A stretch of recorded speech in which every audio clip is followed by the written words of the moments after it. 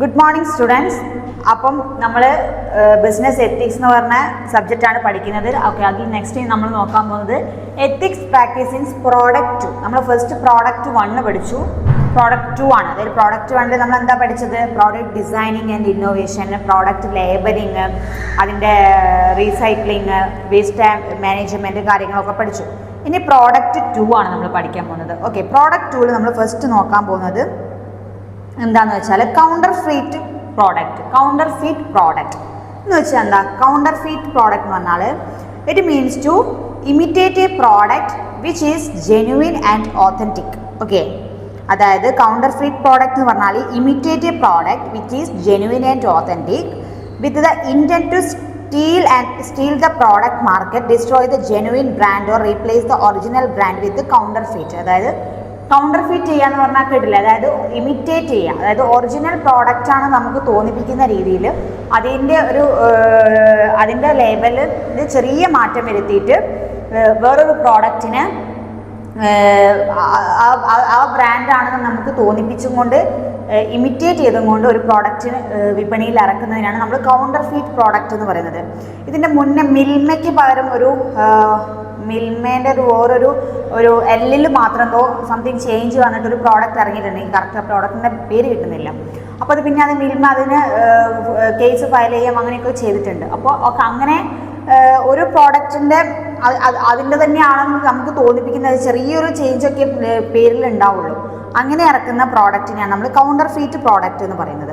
Okay, അത് genuine ആയിരിക്കില്ല, genuine brand ഒന്നും ആയിരിക്കില്ല, ഒറിജിനൽ ആയിരിക്കില്ല, ഒറിജിനലിനെ റീപ്ലേസ് ചെയ്തുകൊണ്ട് ചെയ്യുന്നതായിരിക്കും. ഓക്കെ, ഇത് ഇല്ലീഗൽ ആയിരിക്കും. Okay, for use in illegal transaction or otherwise to deceive individuals in to believing that the fake is equal or greater. അതായത് ഇതൊരു ഇല്ലീഗൽ പ്രവൃത്തിയാണ്. ഓക്കെ, നമുക്ക് അതിന് വേണമെങ്കിൽ ഒറിജിനൽ ബ്രാൻഡുകാർക്ക് അതിൻ്റെ കേസ് ഫയൽ ചെയ്യാം, കേസിൽ പോവുകയൊക്കെ ചെയ്യാം.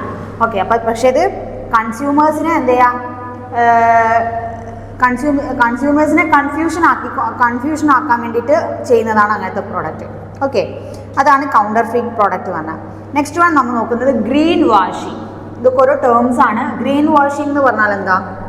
It means misleading and advertisement practices used by companies from time to time to show their product. അതായത് what is green washing എന്ന് പറഞ്ഞാൽ misleading marketing and advertisement practices used by companies from time to time showcase their product and that very environmentally friendly and sustainable the actual they are. അതായത്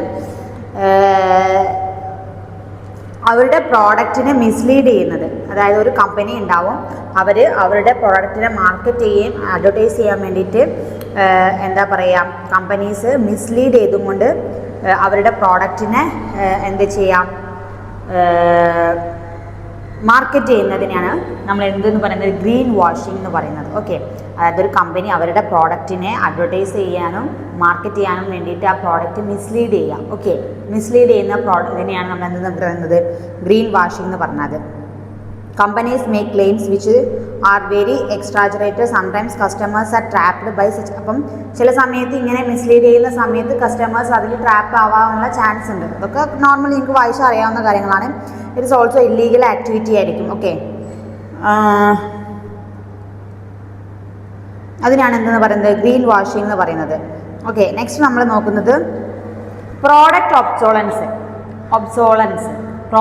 ഒബ്സോളൻസ് എന്ന് പറഞ്ഞിട്ട് എന്ന് വെച്ചാൽ എന്താ? Product obsolescence എന്ന് പറഞ്ഞാൽ product obsolescence happens when a product becomes outdated and less functional due to multiple factors such as technological advancement or change in consumer behavior or improvement in designing or look and feel the product. അതായത് product obsolescence എന്ന് പറഞ്ഞാൽ product obsolescence സംഭവിക്കുക എപ്പോഴാണെന്ന് വെച്ചാൽ നമ്മളെ product outdated ആയി പോവാം. Okay,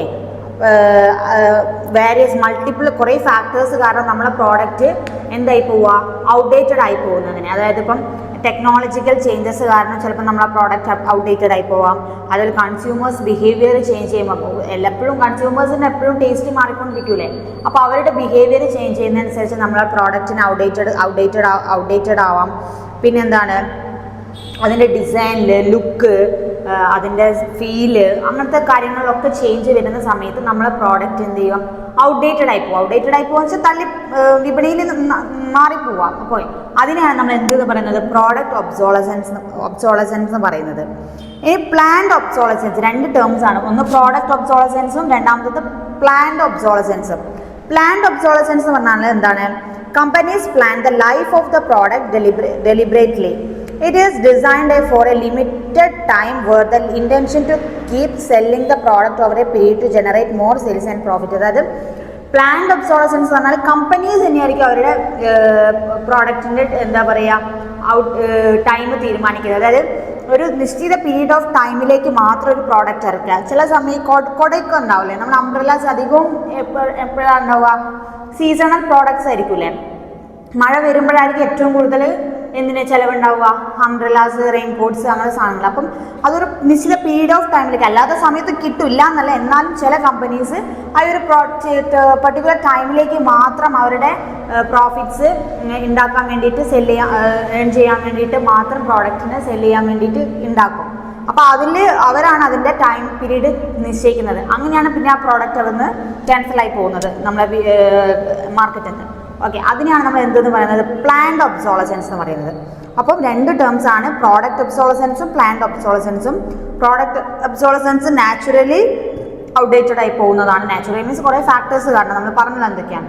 planned obsolescence companies തന്നെ അതിൻ്റെ ഔട്ട്ഡേറ്റഡ് ഡേറ്റ് ഫിക്സ് ചെയ്തിട്ട് ചെയ്യുന്നതാണ്.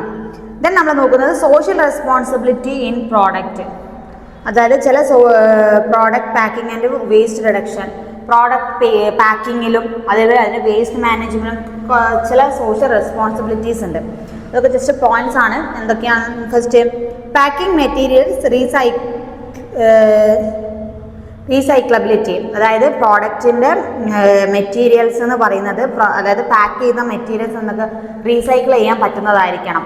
അത് ഫസ്റ്റ് അത് നമ്മൾ കമ്പനീസിൻ്റെ social റെസ്പോൺസിബിലിറ്റിയാണ്.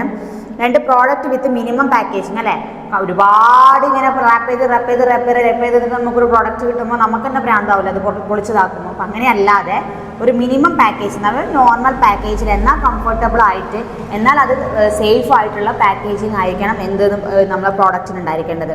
Then packaging instructions of recycling and reusability. അല്ലേ, ആ പ്രോഡക്റ്റിൻ്റെ പാക്കേജിങ്ങിൻ്റെ മുകളിൽ തന്നെ അതിൻ്റെ റീസൈക്ലിംഗ് റീയൂസബിലിറ്റിനെ കുറിച്ചൊക്കെ ഒരു ഡിസ്ക്രിപ്ഷൻ ഉണ്ടായിരിക്കണം, ഇൻസ്ട്രക്ഷൻ ഉണ്ടായിരിക്കണം. Then single use plastic reduction ആയിരിക്കണം. Reducing food waste at retail or industry. Then transparency in communication. അപ്പോൾ ഇത്രയും കാര്യങ്ങൾ എന്തിലുണ്ടായിരിക്കണം? ഒരു സോഷ്യൽ റെസ്പോൺസിബിലിറ്റി ആയിട്ട് പ്രോഡക്റ്റ് പാക്കിങ്ങിലും വേസ്റ്റ് റിഡക്ഷനിലുള്ളത്. പിന്നെന്താണ്? ബിസിനസ് പാർട്ട്നേഴ്സ് കൊളാബറേഷൻ വേണം. എക്കോ ഫ്രണ്ട്ലി ആയിരിക്കണം. റെഗുലേറ്ററി കംപ്ലയൻസ് ബൈ കമ്പനീസ് ആയിരിക്കണം. എഡ്യൂക്കേഷൻ അവയർനെസ് ഉണ്ടായിരിക്കണം. മെഷറിംഗ് KPIs ഉണ്ടാവും. കോർപ്പറേറ്റ് സോഷ്യൽ ഇനീഷ്യേറ്റീവ്സ് ഒക്കെ ഉണ്ടായിരിക്കുക. അപ്പോൾ നിങ്ങൾക്ക് ആ പോയിന്റ്സ് ഒക്കെ നോക്കിയാൽ മനസ്സിലാവുന്നതാണ്. അപ്പോൾ അത്രയും കാര്യങ്ങൾ എന്തിലുണ്ടായിരിക്കണം? നമ്മളെ പാക്കേജിങ്ങിലെ കാര്യത്തിൽ സോഷ്യൽ റെസ്പോൺസിബിലിറ്റി ആയിരിക്കണം നമ്മളെ companies. Then product warranty and customer support. Product warranty ഉണ്ടായിരിക്കാം. അതായത് നമ്മൾ നോർമലി നമ്മൾ ഒരു പ്രോഡക്റ്റ് വാങ്ങി അതിന് ഇത്ര കാലത്തേക്ക് വാറണ്ടി ഉണ്ടായിരിക്കില്ലേ. അപ്പോൾ അത് കമ്പനീസ് കറക്റ്റായിട്ട് കീപ്പപ്പ് ചെയ്യണം. ആ വാറണ്ടി കാർഡ് കസ്റ്റമേഴ്സിന് ഇഷ്യൂ ചെയ്യണം. കസ്റ്റമേഴ്സ് ആവശ്യപ്പെടുന്ന സമയത്ത് ആ പ്രോഡക്റ്റിന് ആ വാറണ്ടി സംബന്ധിച്ച് എന്തെങ്കിലും ഇഷ്യൂസ് ഉണ്ടാവുകയാണെങ്കിൽ അത് കറക്റ്റ് മെയിൻറ്റെയിൻ ചെയ്ത് കൊടുക്കുക. അങ്ങനത്തെ റെസ്പോൺസിബിലിറ്റി ആർക്കുണ്ട്? കമ്പനീസിനുണ്ട്. Okay, product warranties and customer support എന്ന് പറഞ്ഞാൽ അതാണ്. പ്രോഡക്റ്റിൻ്റെ വാറണ്ടിയും കസ്റ്റമറെ സപ്പോർട്ട് എന്ന് പറയുന്നത് ഒരു ഇമ്പോർട്ടൻറ്റ് റോളാണ് ഒരു ബിസിനസ്, ഒരു കമ്പനീനെ ബിൽഡ് ചെയ്യുന്നതിനെ സംബന്ധിച്ച്. അല്ലേ, നമ്മളൊരു പ്രോഡക്റ്റ് നമ്മൾ സെല് ചെയ്യുന്ന സമയത്ത് അതിന് വാറണ്ടിയും അതിൻ്റെ കറക്റ്റ് കാര്യങ്ങളും പേപ്പറും ഒക്കെ നമ്മൾ കൊടുത്തു കഴിഞ്ഞാൽ എന്തുണ്ടാവുള്ളൂ?